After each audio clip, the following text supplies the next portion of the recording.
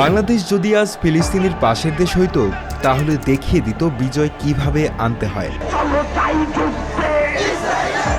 Saudi আরবের মতো বড় রাষ্ট্র এখনও ঘুমিয়ে আছে, সেখানে বাংলাদেশের মতো ছোট রাষ্ট্র এখন উত্তাল ফিলিস্তিনিদের জন্য।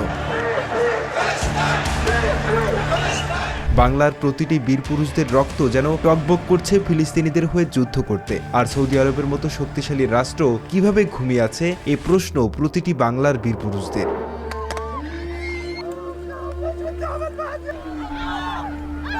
ইতিহাস একদিন বলবে গাজা একাই লড়ছিল, প্রায় 200 কোটি মুসলিম তাকিয়ে দেখছিল। এটা মনে রাখা হবে যে পাকিস্তান একটি পারমাণবিক শক্তিধর দেশ ছিল, তবুও তারা ফিলিস্তিনকে সাহায্য করতে পারেনি।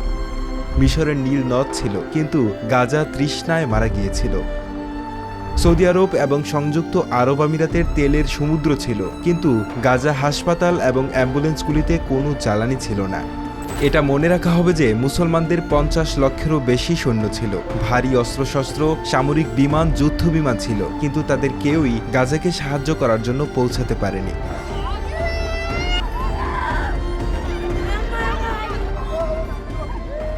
ঝড়ো হওয়ায় গাছের শুকনো পাতা যেভাবে আকাশে উড়ে যায়, বোমার আঘাতে পবিত্র ভূমির মানুষদেরকে সেভাবে আকাশে উঠতে দেখল বিশ্ববাসী।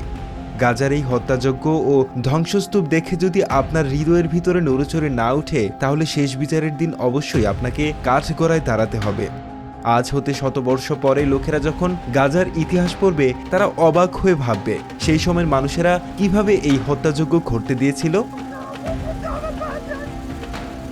আমরা এখন যারা জীবিত আছি, আমাদের প্রত্যেককে ইতিহাসের সেই লজ্জা নিয়ে মরতে হবে।